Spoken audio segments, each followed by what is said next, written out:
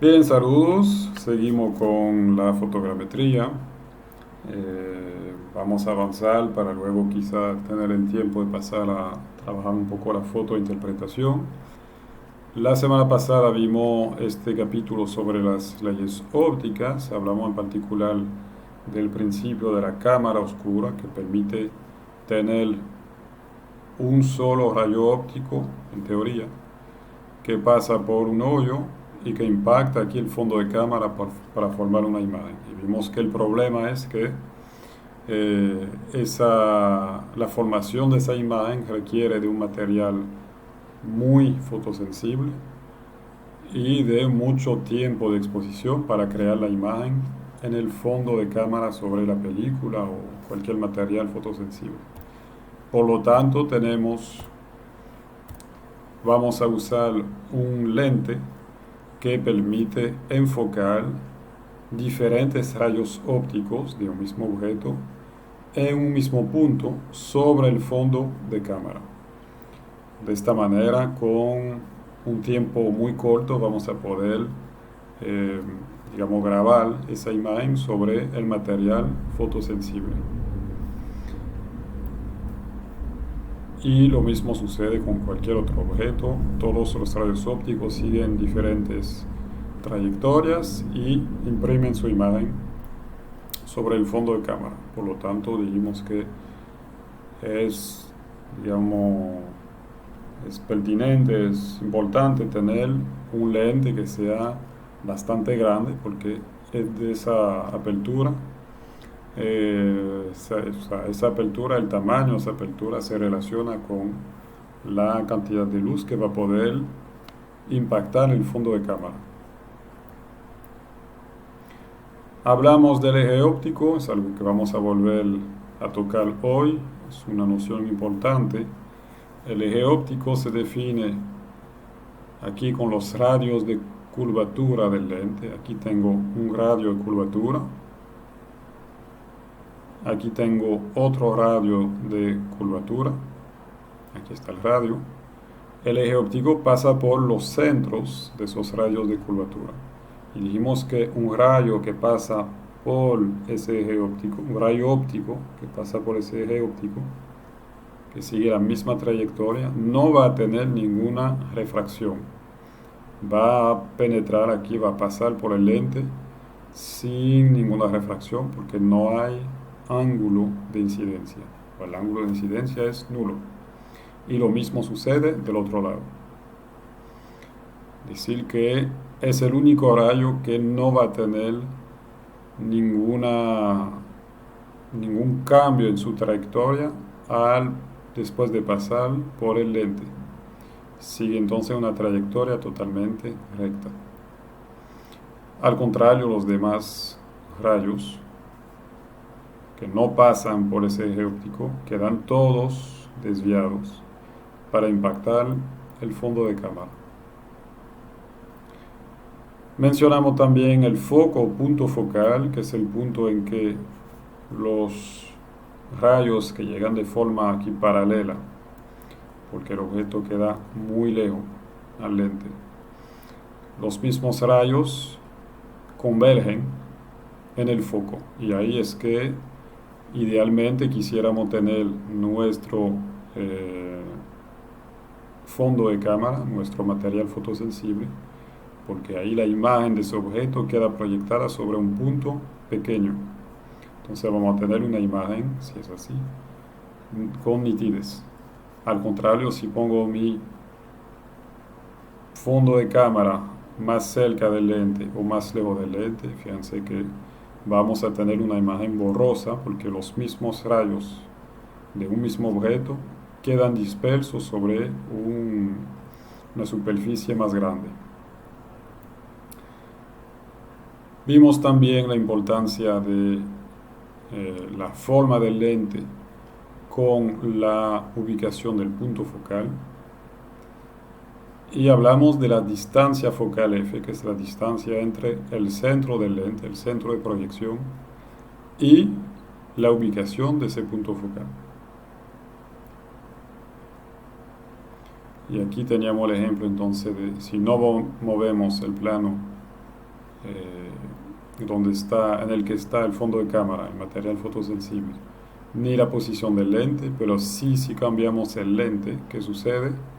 El foco queda en otro lugar, a otra distancia focal, y ahí pasamos de una imagen que era enfocada con nitidez a una imagen desenfocada, es decir, que la imagen, todos esos rayos ópticos que llegan de forma paralela de un mismo objeto, se enfocan en este punto y por lo tanto en el fondo de cámara van a quedar dispersos sobre un área más grande, van a provocar una especie de mancha y me da una imagen desenfocada. Vimos también la relación entre el ángulo de visión y la distancia focal, es decir, que si tengo un lente que provoca una distancia focal corta, el ángulo de visión es grande, queda muy abierto. Si tengo un lente que crea una distancia focal más larga, el ángulo de visión queda más cerrado. Hablamos también del área de abertura del lente y de la relación de esa área de abertura con la focal, que nos da un valor importante llamado número F, que corresponde básicamente a la cantidad de luz que va a poder entrar por el lente en función de qué tan abierto o cerrado, es el diafragma de la cámara. Dijimos que si tenemos un diafragma cerrado vamos a poder mejorar la profundidad de campo, pero cerramos entonces el ángulo de visión. Y dijimos también que si cerramos demasiado ese diafragma, vamos a llegar al momento en que la abertura es comparable con la longitud de onda de la luz visible y por lo tanto vamos a tener un fenómeno de difracción, lo que queremos evitar en nuestra imagen, porque eso provoca de nuevo una pérdida de nitidez en la imagen.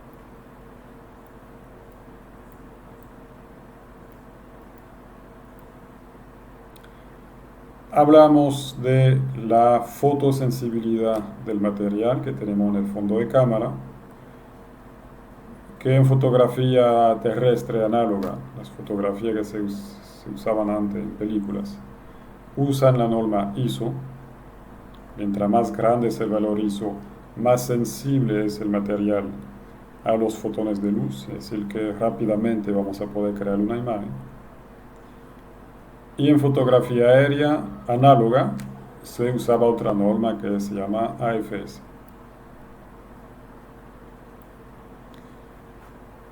Vimos en cuanto a fotografía digital que se usan los CCD, Charge Coupled Device, o los CMOS, que creamos en realidad varias bandas. Entonces les reenvío a su clase de detección sobre la resolución espectral y la resolución radiométrica. Hablamos del obturador que regula el tiempo en que el diafragma queda abierto para dejar entrar la luz, o sea que lo que regula es el tiempo de exposición. Aquí está.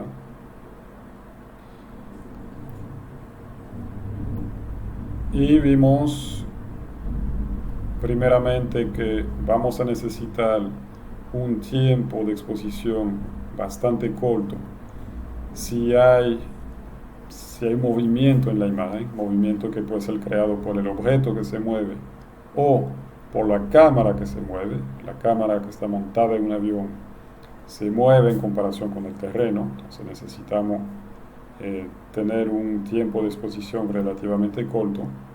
Y vimos también el tema del rolling shutter, que puede causar un problema en la imagen, es decir, crear unas distorsiones. Terminamos con esta imagen, que era la imagen de una cámara métrica, las cámaras que se montan en los aviones, y las características que tienen en general esas cámaras: un ángulo de abertura relativamente amplio para cubrir un área extensa del terreno y poder, por lo tanto, cubrir un territorio nacional con pocas fotografías, relativamente pocas fotografías, para ahorrar costos, facilitar también el procesamiento. Un obturador relativamente rápido para evitar los efectos, como vimos en la imagen, que se deben al desplazamiento del objeto del avión. Una cámara resistente a vibraciones, un amplio fondo de cámara, una focal fija y larga. Entonces el amplio fondo de cámara permite crear una imagen bastante grande, lo que nos va a permitir tener pequeños elementos en la imagen que pueden captar esos fotones. Por lo tanto, vamos a tener una imagen con una mejor resolución espacial. Vamos a ver más detalles si el fondo de cámara es amplio. Una focal fija y larga, a relacionar en particular con el gran tamaño de la cámara. Y en este ejemplo, pues tenemos en realidad 4 cámaras: una para la banda roja, la verde, el azul y los infrarrojos cercanos. Vamos a pasar hoy a la geometría estereoscópica. Entonces vamos a entender cómo el programa que usamos, el PhotoScan, Agisoft PhotoScan, pudo recrear un modelo en 3 dimensiones. Es decir, que ya vimos cómo se hace en la práctica, dónde le doy clic.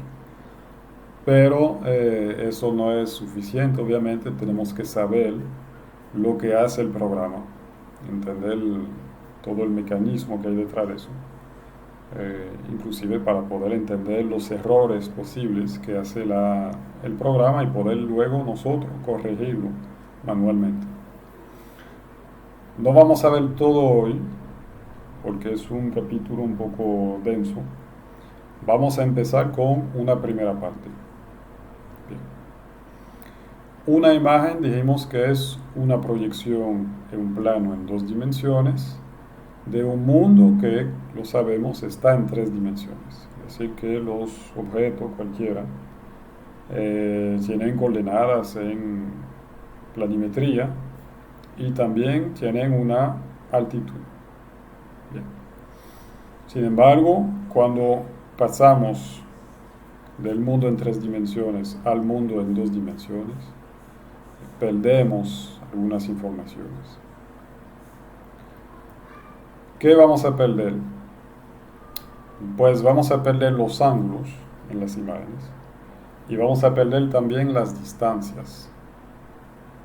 Lo único que vamos a conservar es la dirección de los objetos, es decir, en comparación con mi cámara, hacia dónde estaban los objetos. Por ejemplo, aquí no podemos conocer el valor de la altura aquí de esa columna o pilar aquí de esta estructura, simplemente por el efecto así de perspectiva de la fotografía. Ni esto. Es decir, una fotografía sola, si no tenemos referencias locales, si veo simplemente esa fotografía en la computadora, no puedo decir si eso es muy alto o si es pequeño. Es una estructura que mide 2 metros, mide 6, no sabemos. Tampoco aquí. Por otro lado, no conserva los ángulos. Fíjense que todos esos pilares, todas las estructuras verticales apuntan, convergen hacia un mismo punto, que es el punto principal de la imagen, es el punto, vamos a ver, central, por donde pasa el eje óptico. Es el único punto que no tiene distorsión. Fuera de ahí, a medida que nos alejamos de ese punto central, las distorsiones son mayores. Entonces fíjense cómo esos pilares que en la vida real son paralelos, aquí en esta imagen convergen todos. Bien. Entonces lo único que conserva, como dijimos, es la dirección de los objetos. Es decir que en mi cámara, por aquí está el punto central, el lente de la cámara estaba encima de este punto. Yo sé que tal objeto queda en esta dirección. Bien, es lo único que puedo conservar realmente. Y eso lo vamos a usar para reconstruir la tercera dimensión con dos fotografías, con el par estereoscópico.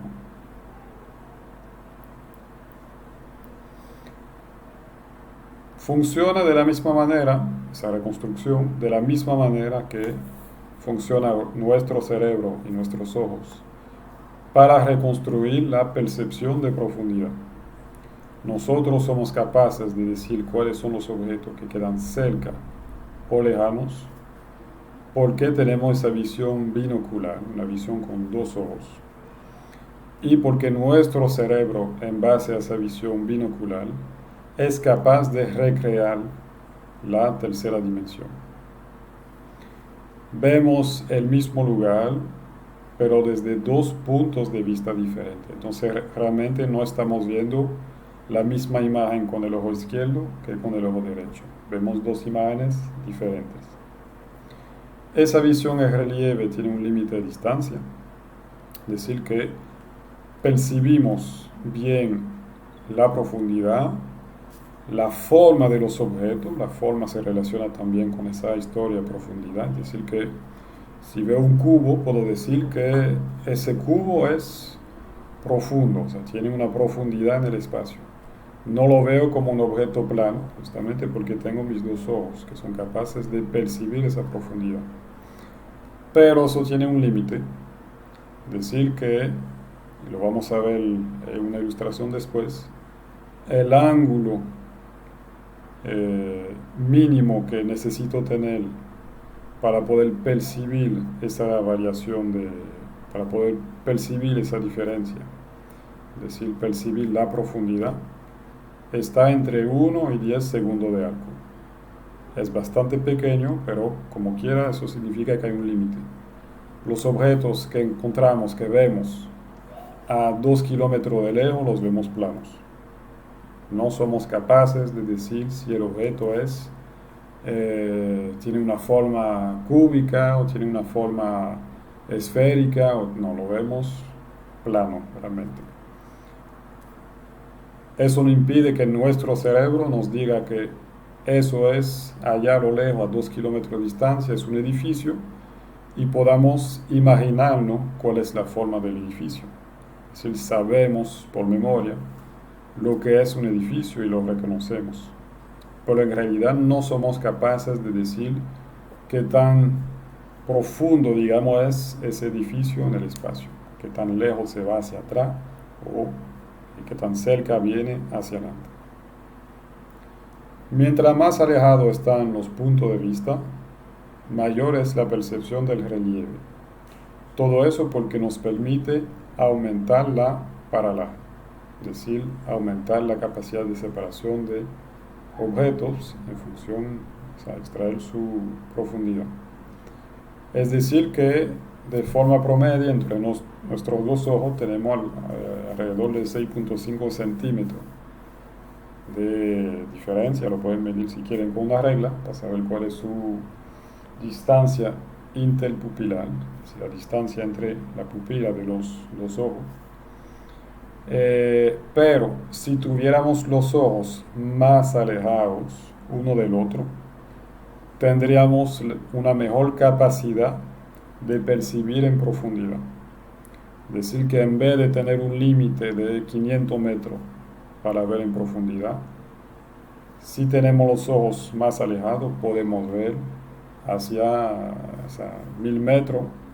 Los objetos que están a 1000 metros pueden percibir su profundidad. Vamos a definir algo aquí, el ángulo paraláctico, que es ese ángulo que ustedes ven entre los dos rayos homólogos. Rayos homólogos significa que son dos rayos ópticos de un mismo objeto. Los rayos homólogos, el primero que pasa por el ojo 1, el ojo derecho si estoy mirando hacia abajo, y el rayo homólogo que pasa por el ojo, vamos a llamarlo 2, aquí, el ojo izquierdo. El ángulo entre esos dos es el ángulo paraláctico. Mientras más cercano queda el objeto, más abierto quedará ese ángulo. Si muevo este punto hacia acá, ustedes se fijan que si dibujamos dos líneas rectas, el ángulo queda más abierto. Al contrario, si el objeto queda más alejado de mis ojos, el ángulo paraláctico se va cerrando. Imagínense ese punto azul, si lo muevo aún más para abajo, ese ángulo poco a poco se va a cerrar. Bien, ahí es que está el límite. Es decir que, como les decía, tenemos un límite de entre 1 y 10 segundos de arco. Es decir que si ese ángulo se cierra demasiado, mis ojos no son capaces de percibir la profundidad.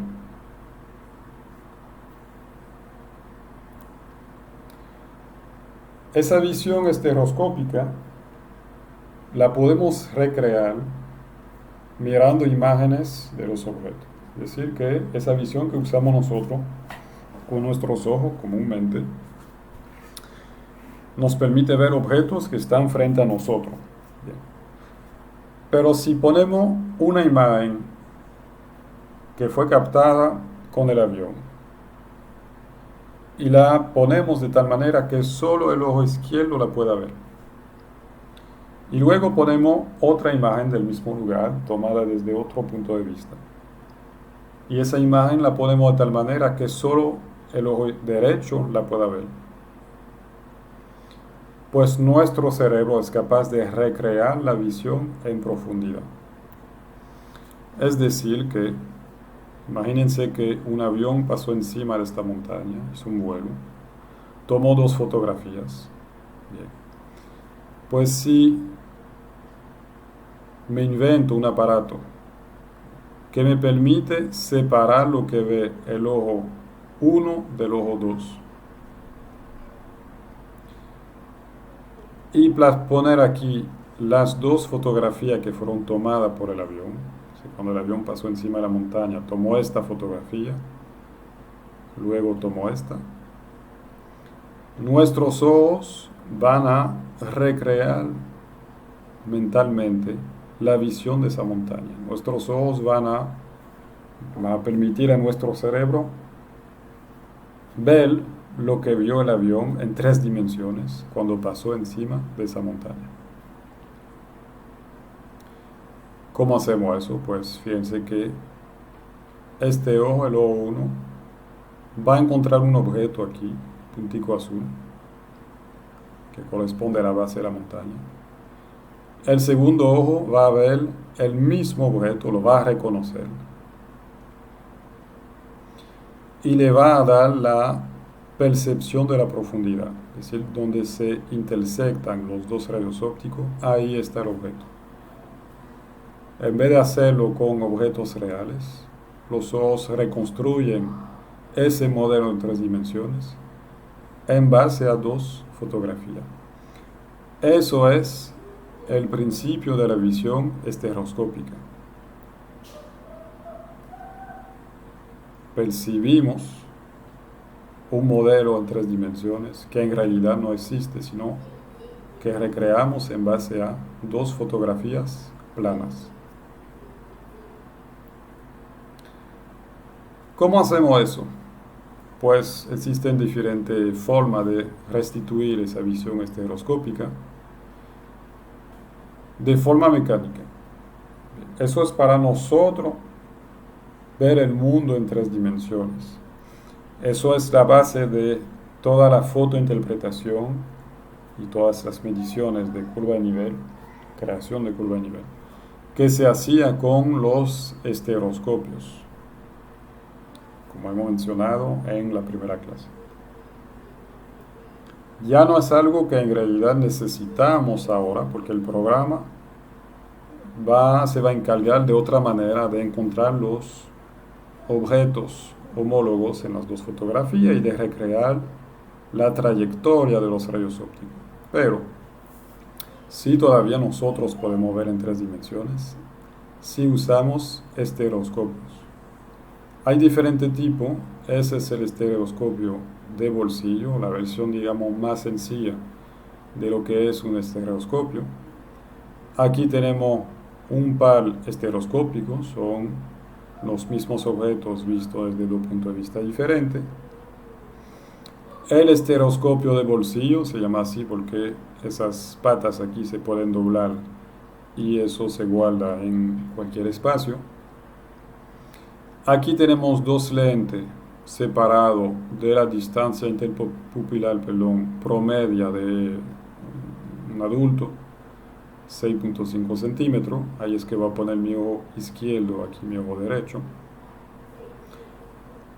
¿Y qué vamos a hacer con eso? Pues vamos a tratar de que el ojo izquierdo vea esta imagen y el ojo derecho vea esa imagen. Fíjense que tenemos una pequeña dificultad, que es que no hay ninguna separación que obligue el ojo izquierdo a mirar solamente esto y el ojo derecho a mirar solamente esto. Por ahí pasa la línea de vuelo, es decir, que el avión voló en esta dirección. ¿Cómo vamos a ver entonces en tres dimensiones con un aparato así? Pues naturalmente, si ponemos nuestros ojos así, la visión de los ojos va a converger. Es decir, que si con mi ojo izquierdo miro esta zona acá, vamos a buscar aquí, bueno, digamos esta manchita negra aquí, el ojo derecho naturalmente va a tratar de mirar el mismo punto. Es decir, que es un mecanismo natural, ¿no? Los dos ojos tratan de mirar el mismo punto. Vamos a forzar nosotros a nuestros ojos a no mirar de forma convergente, sino a mirar hacia el infinito. Es decir, mirar como si el objeto que tenemos acá estuviera a 5 kilómetros o 4 kilómetros de distancia. Lo mismo que sucede cuando a veces uno está un poco cansado y se queda mirando a lo lejos, a pesar de que el objeto que tenemos enfrente de nosotros está a 1 metro. Entonces vamos a tratar de forzar los ojos de tal manera que el ojo izquierdo vea esto y el ojo derecho vea el mismo objeto pero en la otra imagen. Entonces no todos logran hacer eso. Para algunos no logran percibir, saber esas fotografías en tres dimensiones.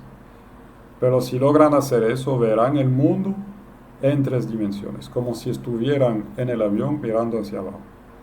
Y puede ser bastante impactante porque de hecho los relieves quedan exagerados.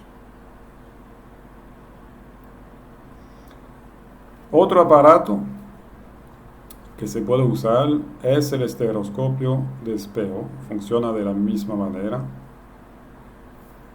Eso sí que aquí ponemos el ojo izquierdo, aquí tenemos el ojo derecho y el ojo izquierdo como quiera no podría ver lo que ve el ojo derecho y el ojo derecho no podría alcanzar a ver lo que ve el ojo izquierdo. Entonces ya tenemos, a menos que sea un punto muy cercano, pero eso nos permite entonces tener esa separación entre lo que ve el ojo izquierdo y lo que ve el ojo derecho.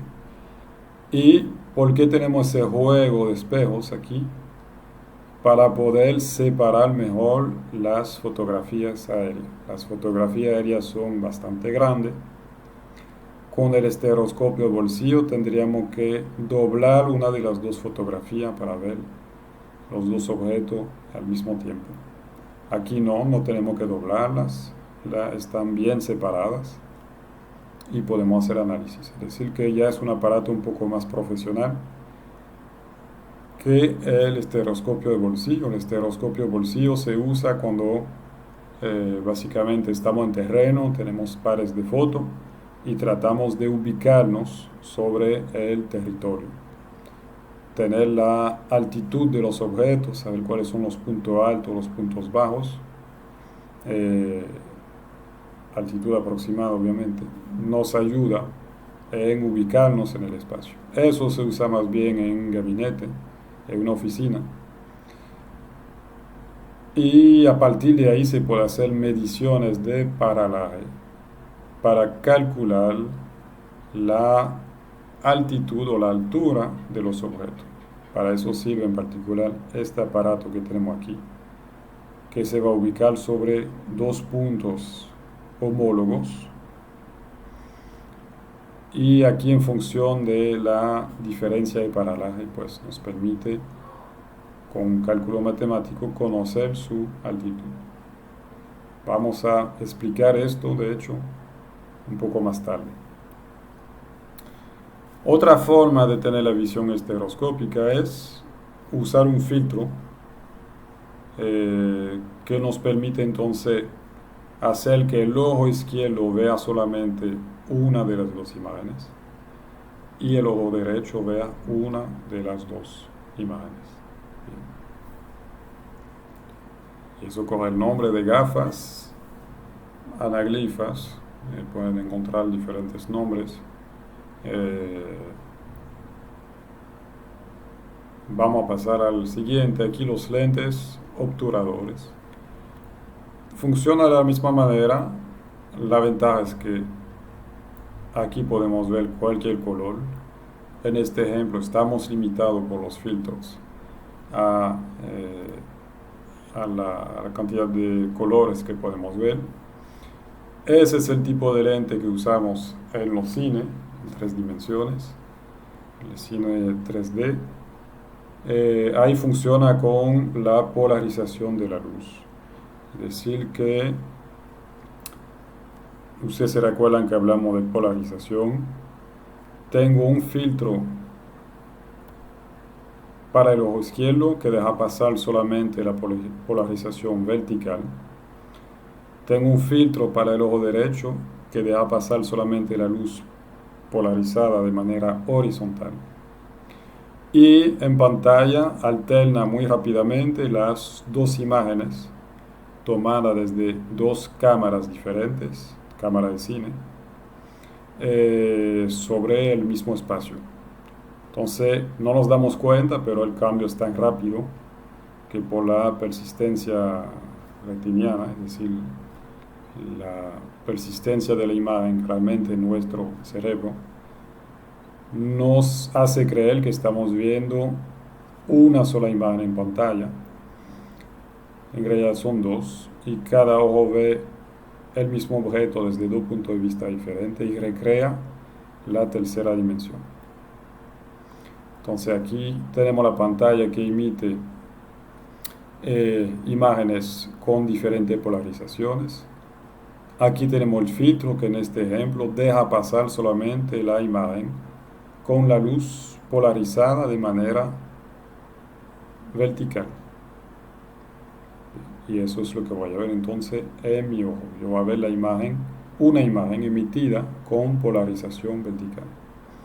Y el otro ojo la verá otra imagen que fue emitida con una polarización horizontal. Para calcular la paralaje estereoscópica, que es lo que nos permite al final saber cuál es la altura de los objetos, poder ver en profundidad, necesitamos conocer la trayectoria de los rayos ópticos. ¿Se recuerdan de eso? Los rayos ópticos salieron del objeto, quedaron reflejados por el objeto hacia múltiples direcciones, inclusive hacia la posición de la cámara 1 y de la cámara 2. La modelación de esos rayos ópticos se hace en 3 etapas. La orientación interna de la cámara para saber cómo se comportan los rayos ópticos después de pasar por el lente y entrar en la cámara hacia el fondo de cámara.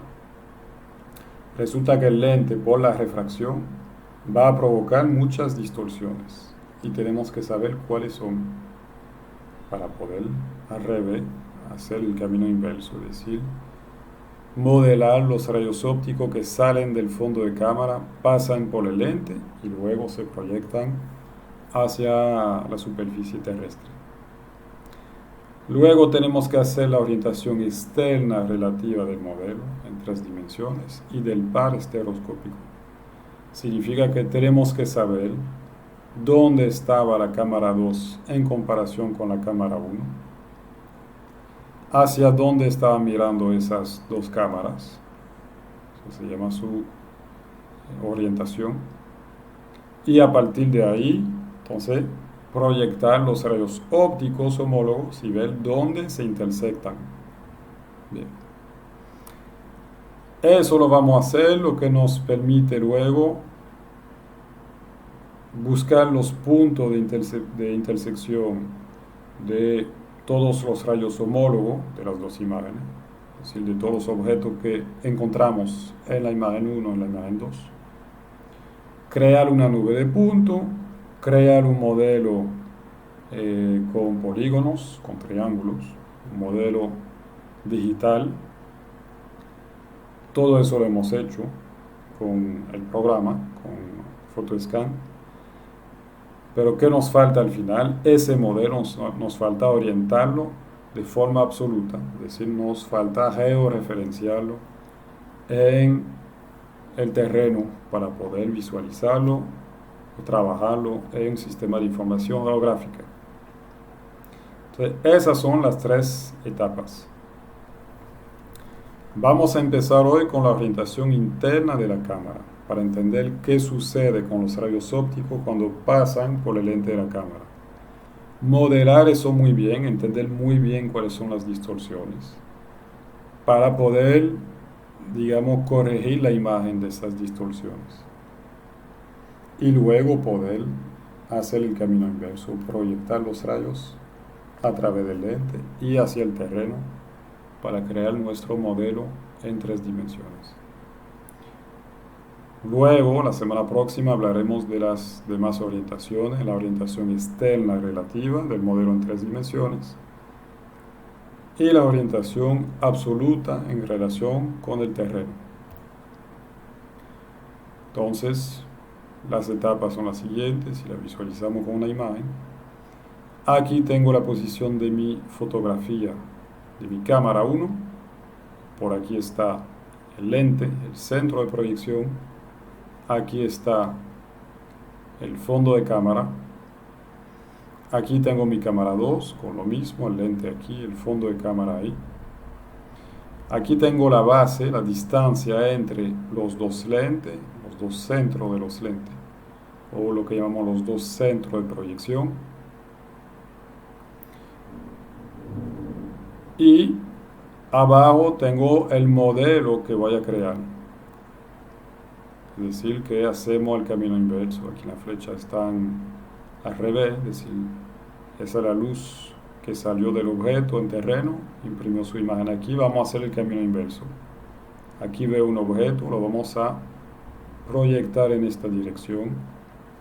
Veo el mismo objeto en esta imagen, lo proyecto en esta dirección y yo sé que el tope de la montaña estaba aquí. La orientación interna de la cámara es saber cómo se comportan los rayos cuando entran por el centro de proyección. Entró un rayo aquí, en esta dirección. En vez de seguir una línea recta e imprimir su imagen acá, por la refracción del lente a lo mejor quedó desviado hacia otra parte del fondo de cámara. Eso es lo que queremos saber. ¿Cuál es la diferencia entre el punto que debió haber encontrado en el fondo de cámara, si el rayo óptico sigue en línea recta, y el punto que realmente encontró por el fenómeno de refracción del lente? Eso es lo que queremos entender para poder corregir la imagen de esa distorsión y luego hacer el camino inverso, es decir, salir de un punto que está en el fondo de cámara y proyectarlo en línea recta a fin de encontrar el punto de intersección y crear mi modelo.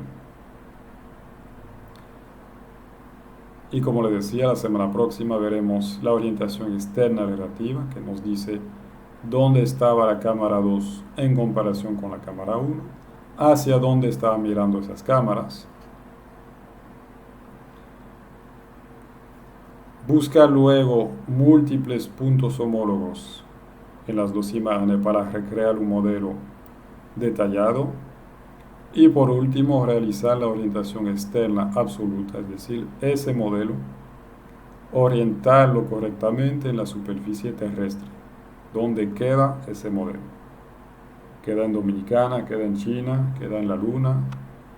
Eso lo tenemos que definir.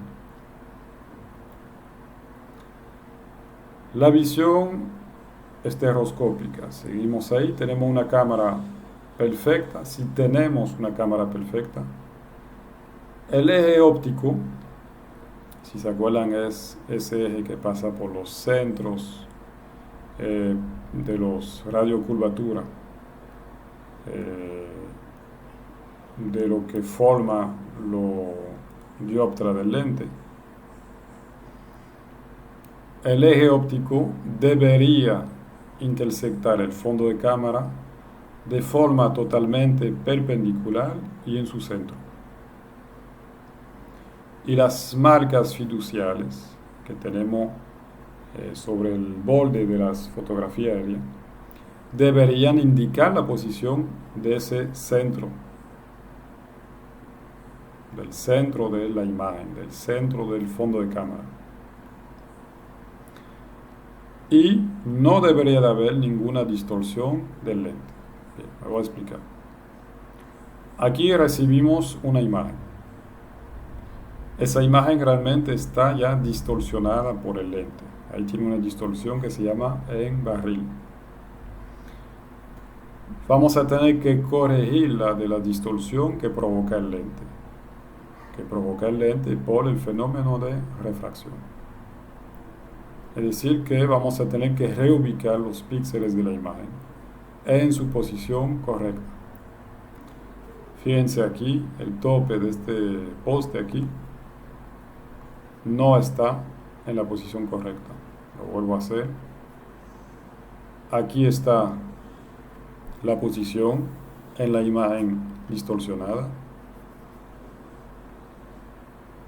Y fíjense cómo se ha movido el tope del poste cuando hacemos la corrección de la distorsión. Ahí tenemos una imagen ya rectificada. Fíjense también cómo esa distorsión aumenta a medida que nos alejamos del centro de la fotografía. Como les había comentado, el eje óptico pasa o imprime su imagen en el centro de la fotografía. Aquí no hay distorsión. A medida que me alejo del centro, a medida que me alejo de eso, de forma radial, ¿sí?, hacia la izquierda, hacia la derecha, hacia arriba, hacia abajo, no importa, las distorsiones aumentan. Si el centro se queda casi igual, y ustedes ven que la corrección la tenemos sobre todo en el borde de la imagen.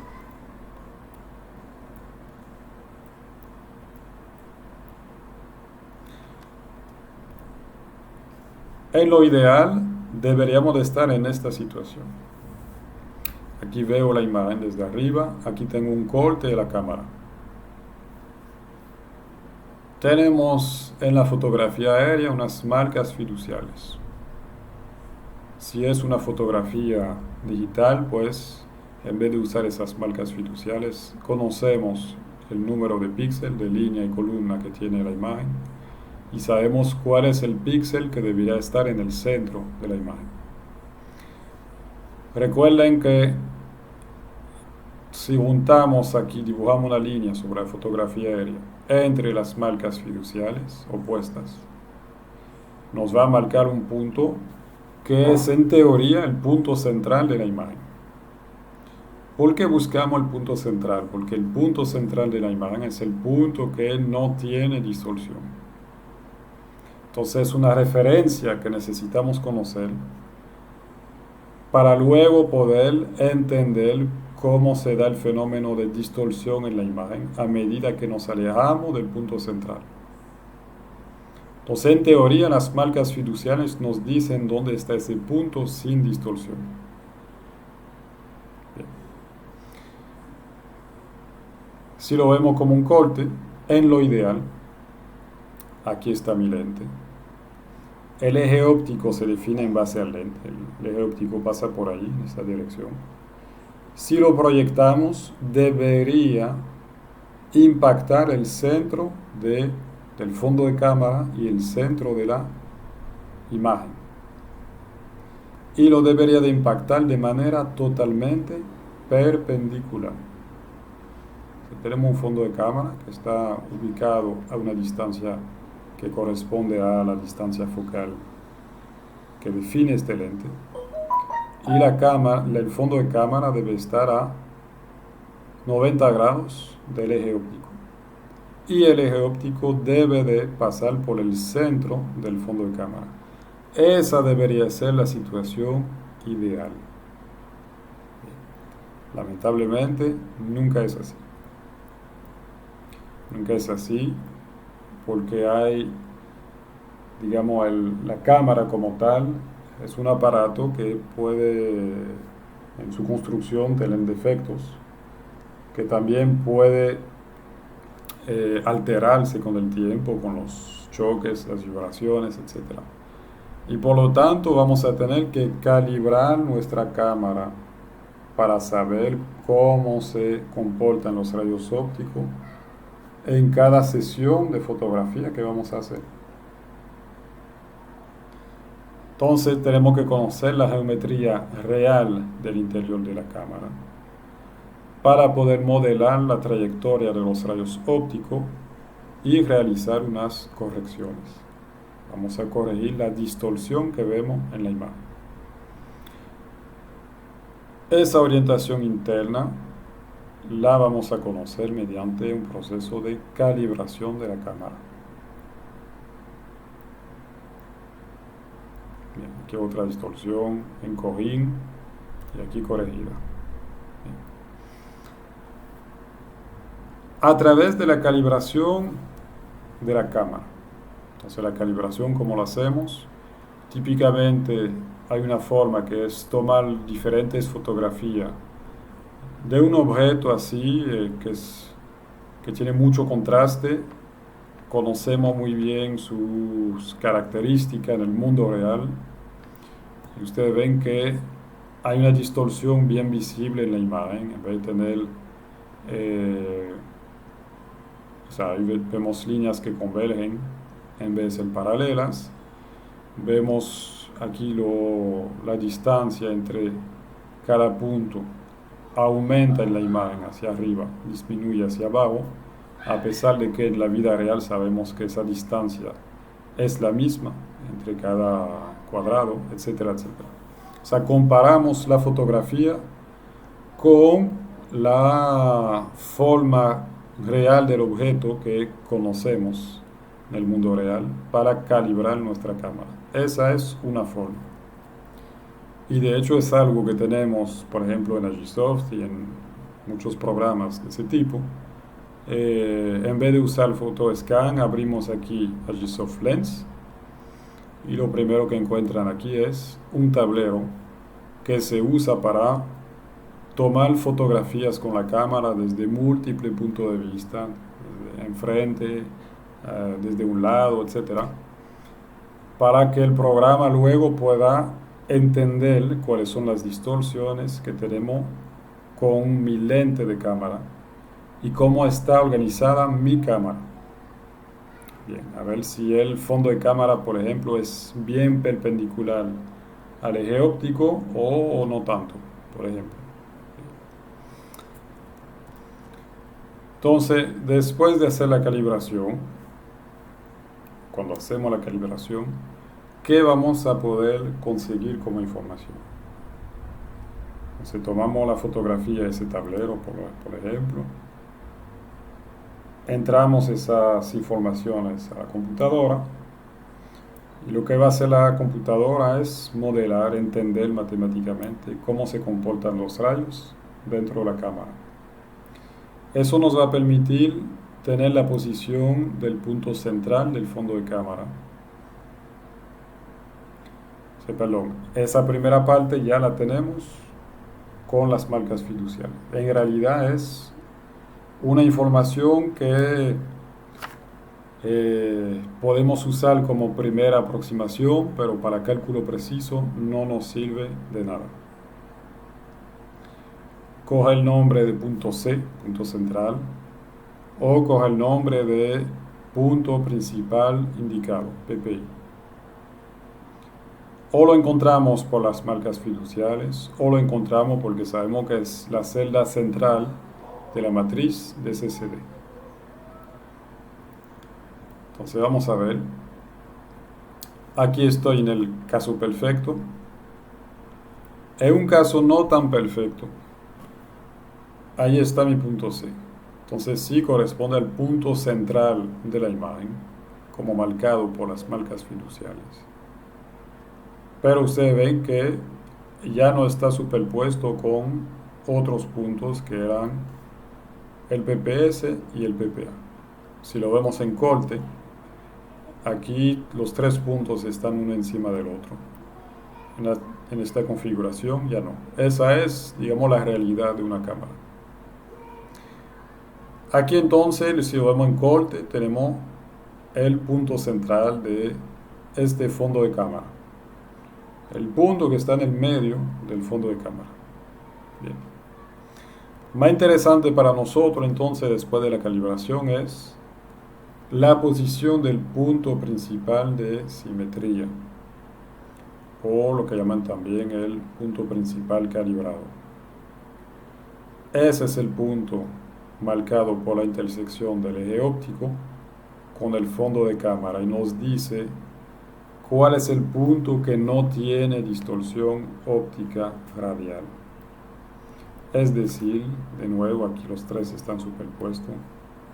En esta configuración vamos a decir que mi cámara tiene un ligero defecto. El fondo de cámara no sigue el plano de foco infinito, queda ligeramente inclinado por algún defecto de la cámara. Obviamente nunca va a quedar así, pero estoy exagerando un poco la situación. Aquí pasa el eje óptico. Recuerden que el eje óptico se define únicamente en base al lente. El eje óptico sigue esa trayectoria y en vez de impactar el centro del fondo de cámara, pues impacta en otra posición.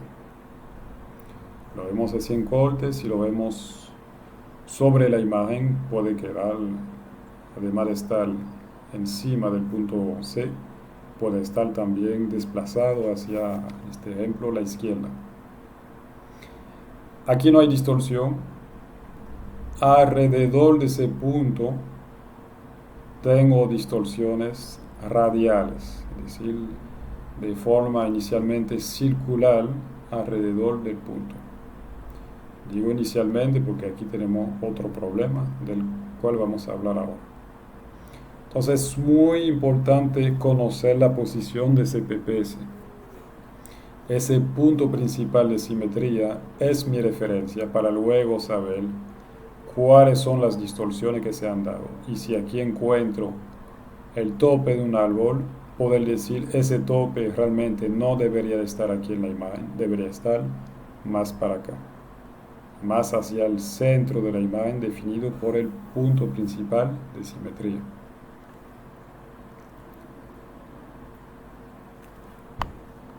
Vamos a poder sacar, vamos a seguir con esto. Vamos a poder calcular el coeficiente del polinomio de distorsión del lente. Todo eso para decir que vamos a poder calcular unos valores que nos dicen cómo se comporta la distorsión. Si aquí no hay distorsión, la pregunta es sobre inicialmente un círculo, en este caso aquí una elipse. ¿Cuál es la distorsión? ¿Es poca? ¿Es mucha? ¿De cuánto? Precisamente. Me alejo aún más del punto principal de simetría. A lo largo de esta línea, ¿cuál es la distorsión? de cuánto hay que corregir los objetos para ubicarlos correctamente en la imagen. Eso es lo que nos dan los coeficientes del polinomio de distorsión del lente. Bien. Y por último vamos a obtener a través de la calibración la posición del punto principal de autocolimación. Tiene ese nombre porque para calcular ese punto inicialmente se usaba un aparato que se llama un telescopio de autocolimadores, de ahí ese nombre un poco extraño. Bien, el punto principal de autocolimación nos permite obtener el punto que sale de la proyección ortogonal del centro de proyección, es decir, del centro del lente, sobre el fondo de cámara. Y eso nos va a permitir entender cuál es, digamos, la mala ubicación, mala orientación del fondo de cámara en comparación con el plano focal infinito. Es decir, en lo ideal mi fondo de cámara debe de quedar así, totalmente paralelo al plano de foco infinito, y en lo ideal encima de ese plano de foco infinito. Debe de estar perpendicular aquí también al eje óptico, en lo ideal. En la realidad no es así. El fondo de cámara en este ejemplo queda, ustedes lo ven, ligeramente inclinado en comparación con el eje óptico. Por lo tanto, cuando proyecto desde el centro del lente, el centro de proyección, hacia el fondo de cámara de manera ortogonal, perpendicular, voy a encontrar un punto de intersección. Ese es el PPA, el punto principal de autocolimación. Si lo vemos en la imagen, el PPA queda más abajo del punto C, el punto central del fondo de cámara, pero en este ejemplo también queda más hacia la derecha. Bien. ¿Qué información nos da esto? Entonces vamos a hacerlo por etapa. Aquí tengo la imagen perfecta, todo queda bien alineado. El PPS, el punto C y el PPA están encima del mismo lugar. Lo primero que puede suceder es una distorsión estrictamente radial alrededor del PPS. Aquí está la distorsión radial. Bien, digamos que el eje óptico no entra directamente en el centro del fondo de cámara, pero por lo menos el eje óptico pasa de forma perpendicular, cruza de forma perpendicular el fondo de cámara. En este caso el PPA, el PPS están en el mismo lugar. O sea, lo único que tengo es una distorsión radial. Todavía eso queda relativamente fácil de corregir. Y en el peor de los casos, entonces, mi fondo de cámara ni siquiera es perpendicular al eje óptico. El punto perpendicular está acá, el PPA. Por lo tanto, mi distorsión radial también queda, digamos, proyectada hacia una dirección particular. En ese caso, tenemos una distorsión radial asimétrica. Aquí era simétrica. Aquí es más compleja porque es asimétrica. Se da la distorsión en una dirección particular. Bien. Entonces, para poder corregir esa distorsión radial asimétrica, necesito de nuevo conocer la posición del PPS en la imagen, la posición del PPA en la imagen, punto principal de autocolimación. Conociendo la ubicación de esos puntos y conociendo el coeficiente o los coeficientes de distorsión del lente, voy a poder corregir mis imágenes que tienen distorsiones. Las voy a poder corregir para tener una imagen sin distorsión. Esa ecuación que me dice, aquí tengo R, lo vamos a ver aquí. Si aquí tengo el punto principal de simetría. Bien. Aquí pusimos unos ejes cartesianos para decir la distancia que tenemos hacia la derecha o hacia arriba en la imagen en comparación con el punto principal de simetría. Pues R es la distancia que hay inicialmente entre el centro, punto principal de simetría, y un píxel cualquiera, que tiene, por ejemplo, se ve en ese píxel el tope de un árbol. Bien. Lo que vamos a hacer entonces es corregir la posición de ese píxel para volver a ponerlo donde debería de estar si el lente no hubiese provocado una distorsión, el lente y la mala posición del fondo de cámara. Entonces R corresponde a esa distancia entre el centro de la fotografía definido por el punto principal de simetría. Lo encontramos aquí, ahí, etc. Y K son unos coeficientes, unos valores que calculamos por mínimos cuadrados que nos permiten decir cuál es la distorsión, cuál es el valor de la distorsión que hay en base a ese lente, de tal manera que nos va a dar un delta R, una corrección radial a realizar. El delta R está aquí, es esta distancia. Nos dice de cuánto hay que corregir la ubicación del tope del árbol para ponerlo donde debería de estar en la imagen sin la distorsión del lente. Bien.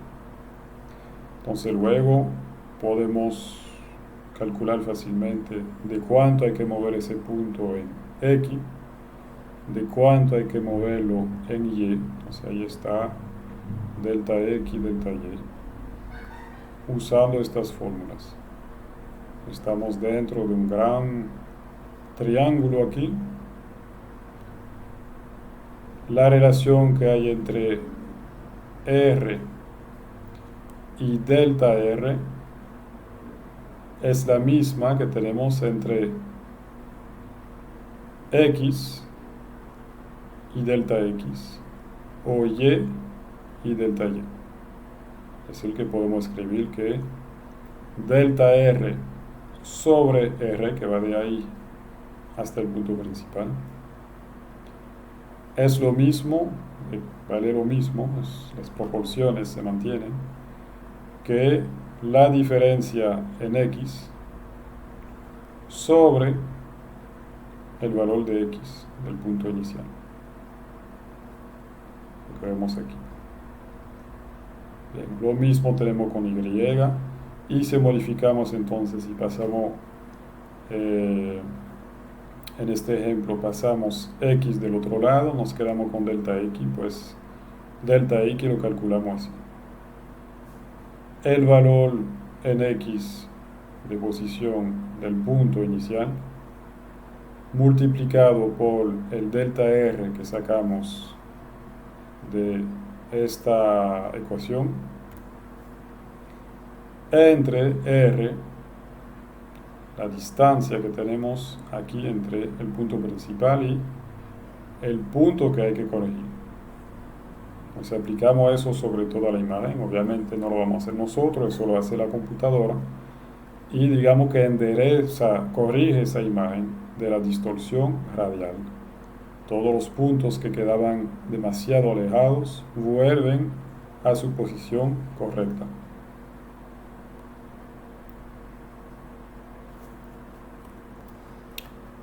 Luego, aparte de esta distorsión radial, podemos agregar a esta ecuación o se usa otra ecuación aparte o se juntan las dos.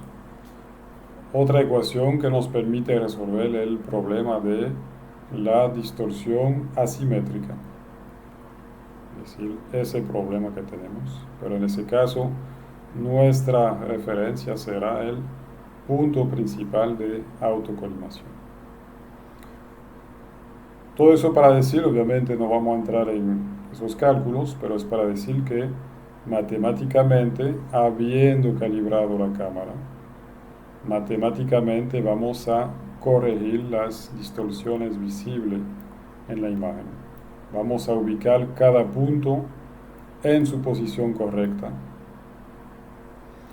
de tal manera a cumplir con la orientación interna de la cámara. Después de hacer esa orientación interna y de entender muy bien cómo se comportan los rayos ópticos entre el lente y el fondo de cámara, pues vamos a poder salir de esa cámara y ver ahora cómo se comportan los rayos desde el lente hacia fuera, hacia el terreno, para recrear luego nuestro modelo en 3 dimensiones. Y las correcciones las hacemos con lo que se llama un remuestreo de la imagen, es lo que ilustra esta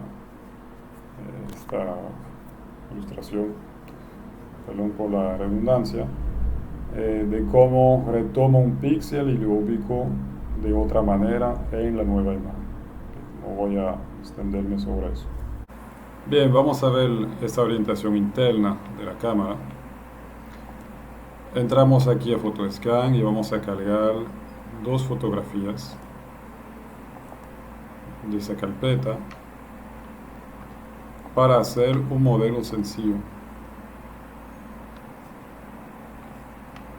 de un espacio, bueno, que hasta ahora no sabemos dónde queda, veremos eso la semana próxima. Tengo 2 fotografías del mismo lugar, desde 2 puntos de vista diferentes. Vamos a realizar la alineación de las fotografías, es decir, hacer al mismo tiempo la calibración interna de la cámara y la orientación externa relativa, es decir, saber dónde estaba la cámara 2 en relación con la cámara 1 al momento de tomar las fotos. Todo eso lo vamos a hacer no con, como vimos ahorita, un tablero para calibrar la cámara, sino que la cámara la vamos a calibrar buscando puntos homólogos entre las 2 imágenes.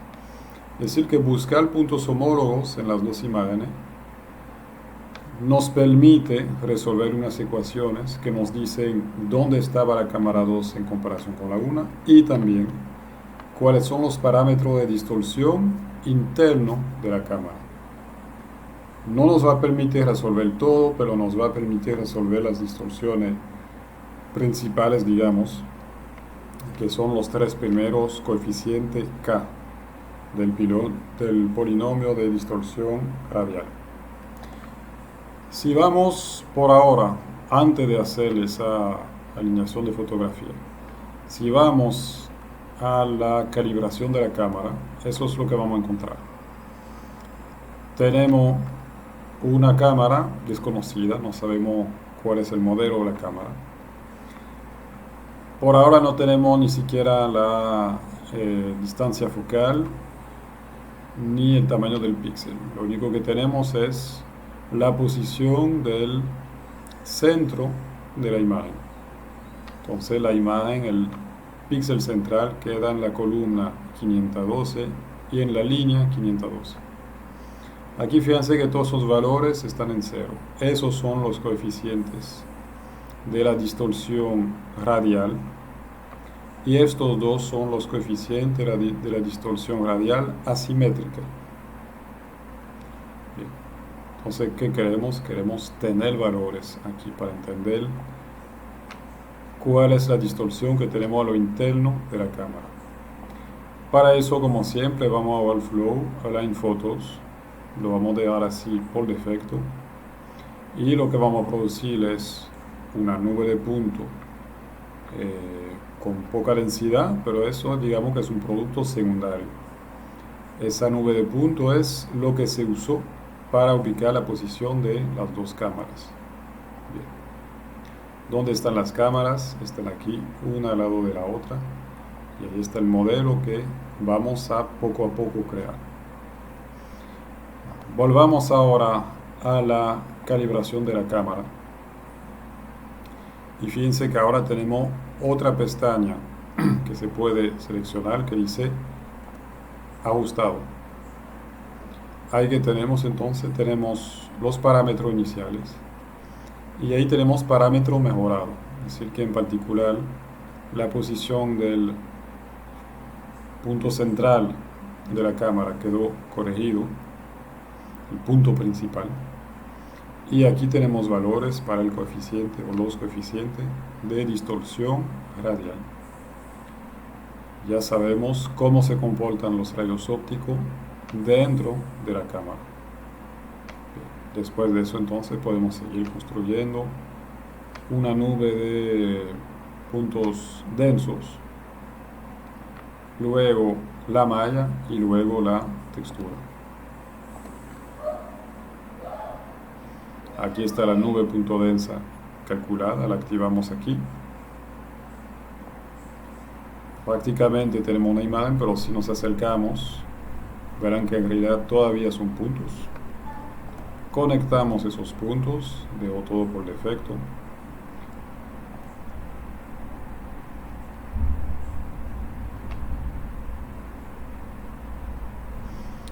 Ahora sí tengo mi malla, realmente la malla está aquí con una textura arbitraria por ahora.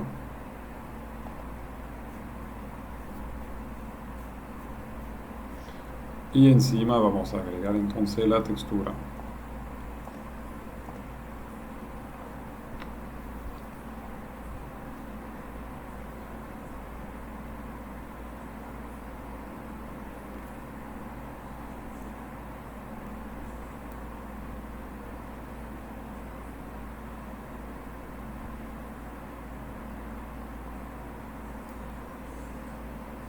Que activo ahí.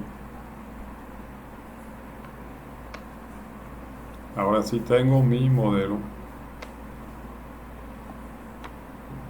de terreno.